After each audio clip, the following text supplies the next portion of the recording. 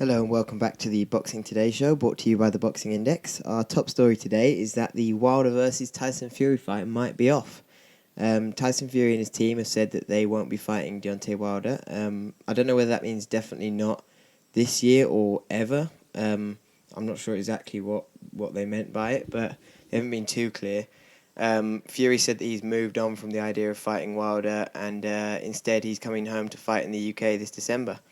There are reports that the rematch clause in the contract has expired, but Wilder's manager, Shelley Finkel, has denied all those rumours and said they're still expecting to fight Tyson Fury. They just need a time and a place. There's also been reports that Wilder just simply doesn't want the third fight, but again, those rumours are unverified. It's good news for the potential Fury versus Joshua unification fight in 2021. It removes another obstacle. And don't get me wrong, there's still a hell of a lot of obstacles for that fight, but I guess every little helps. And in terms of Fury's December opponent, the WBC will expect him to fight someone in the top 15 of their rankings, given that he is the champion. I believe Efe Ajagba, Oscar Rivas and Michael Hunter are the front runners. I think I'd be most interested in seeing Michael Hunter or Oscar Rivas, as they've both fought at a much higher level than Ajagba. Obviously, we've seen Oscar Rivas in the ring with Dillian White here in the UK. And then Michael Hunter was obviously on that Saudi Arabia show against Povetkin. Did quite well. I thought he won it. I think they should provide more competition than Ajagba.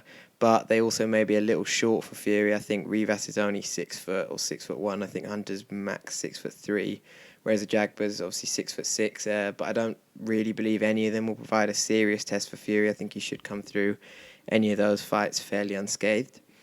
In other news, the Ryan Garcia versus Luke Campbell fight on December 5th has been potentially moved to the afternoon, so that in the US, so then we could have a straight through boxing all evening with the Fury fight starting off in the UK, then the Ryan Garcia versus Luke Campbell fight in the afternoon US time, and then finishing with Spence versus Garcia in the early hours of the morning. So that's something to look forward to. The all-British world title fight between Savannah Marshall and Hannah Rankin is off after Savannah Marshall's trainer Peter Fury tested positive for coronavirus. That's the second hit to this card that this card has taken, as I don't think Kash Farouk is fighting on there anymore. He hasn't been on any of the most recent fight posters, but there hasn't been any news or a proper announcement about it, so I'm not sure what's going on there. But it's left this card in a bit of disarray. And it's not the best card anymore. It's got a decent main event with Lewis Ritz and Miguel Vasquez, but other than that, I mean, Kez Ashfaq is on there. He's an entertaining fighter, but he's only 8-0. This is not for... I think it's a final eliminator for a British title, but there's not too much holding that card up now.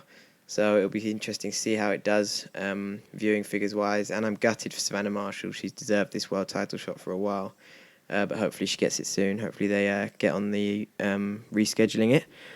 Finally, I should talk a little bit about Saturday night's boxing. I know it's a bit late, but we missed a couple of episodes early in the week. Liam Williams, headlining the card, obviously got the first round KO. It's a slightly premature stoppage after a left hook to the body, and I thought Robinson seemed to get up in time and he seemed okay, but the referee waved it off. And I guess Williams he looked in a pretty clinical mood anyway, so I don't think there would have been any doubt of the victor, even if it had continued, and I don't think it would have gone on particularly long anyway. Liam Williams is on a bit of a rampage at the moment, especially since he moved up to middleweight.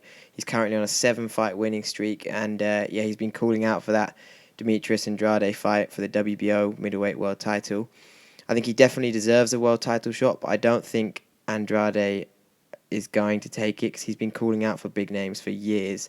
And although Williams is a talented boxer and he's on great form, he's not the kind of big name that Andrade is talking about, I don't think, because obviously there's some huge names in that middleweight division, Golovkin, Charlo.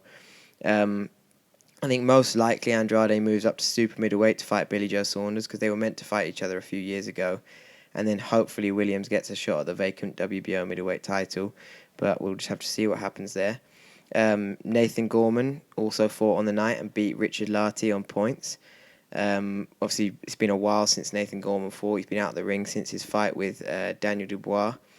I think maybe even in 2018 or early 2019. But yeah, it's been a while. I think Nathan Gorman definitely has the talent. He's got quick hands, he's got good boxing IQ, and he establishes his jab really well in fights. But as David Hayes said after the fight on BT Sport, he's going to need to start living the life a bit more and get in better shape if he's going to progress properly. And to be fair to him, Gorman did acknowledge that in his post-fight interview. So it will be interesting to see how he progresses in the future, because I think he definitely has the potential to compete at the top end of the heavyweight division.